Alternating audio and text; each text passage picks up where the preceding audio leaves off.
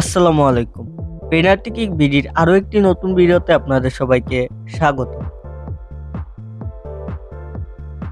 Asian cup খেলতে বৃহস্পতিবার রাতে দেশ ছেড়েছে বাংলাদেশ নারী ফুটবল দল।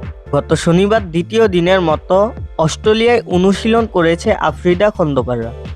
সিডনির গরম আবহাওয়ার সঙ্গে মানিয়ে নিতে কষ্ট হচ্ছে দলের প্রায় সবারই। তবে একটু বেশি ভোগাচ্ছে সুইডেন প্রবাসী ফুটবলার আনিকা রানিয়া সিদ্দিকীকে। বাংলাদেশের পরিবেশের সঙ্গেই সেভাবে মানিয়ে নিতে পারেননি আনিকা। এর মধ্যেই তাকে উড়াল দিতে হলো আরেক দেশে। সিডনির ২৬ ডিগ্রি সেলসিয়াসের গরম সেভাবে তার জন্য সহনীয় না হলেও প্রতিনিয়ত মানিয়ে নেওয়ার চেষ্টা করছেন তিনি। কাল বাংলাদেশ ফুটবল ফেডারেশনের পাঠানো একটি ভিডিও বার্তায় এই প্রবাসী ফুটবলার বলেন, Yeah, it feels good. Second day practice here in Australia.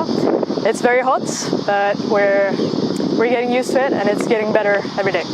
I'm staying with Afida again, and we're having much fun here in Sydney. And yeah, the team bonding is getting better.